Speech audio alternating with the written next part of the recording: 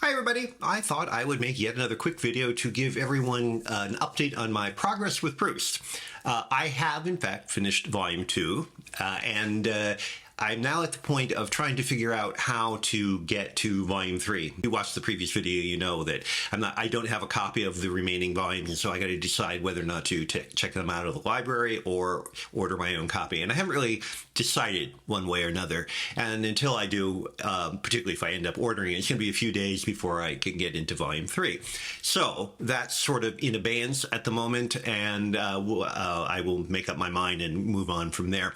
But the pause that has imposed in my movement forward is actually kind of welcome, because I have to admit that in volume 2, although there are parts of it that I really liked a lot and really kind of got into, in the third section of the book, when Marcel goes to Balbec, much of that is very interesting, but it reaches a point where he sees and eventually becomes involved with the woman of his life, Albertine. There are pages after pages after pages of description of her and his emotional state because of her. And there are other things as well, but I mean, most of the focus is on his reaction to her. Just for me, it's just not the kind of thing that I enjoy. And so it really became a chore to get through all of that, to a point that I almost abandoned it. I mean, like within about 20 pages of completing it, I was almost ready to just say to hell with it, but I did finish it. So to have a break from that it is good. I will say this though, I don't know for sure, but I believe this is actually one of the most famous aspects of the Remembrance of Things Past, because yes, there's page after page after page leading up to a kiss that doesn't happen. And I think that's the most interesting thing about the whole part of it, that all of this emotional baggage is leading up to the pivotal moment, which doesn't happen, and deliberately does not happen. It's not like Proust forgot to put it in. It just doesn't happen.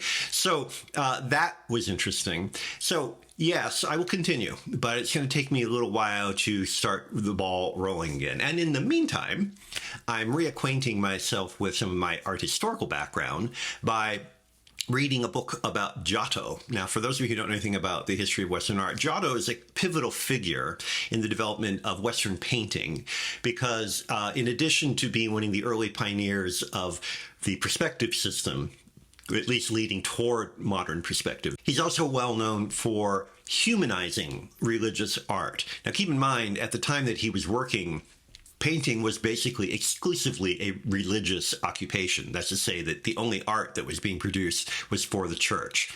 And so the important thing about his work is that he's not doing anything in terms of content that hadn't been done, but the way he handles it, which is to literally to humanize the figures, so that to bring them down to earth, so that they are no longer these huge hierarchical images of Christ or the Virgin looking down upon the viewer, but are at eye level and are conceived in terms of day-to-day physical reality, so that the story of Christ and so on occurs in some kind of recognizable real world.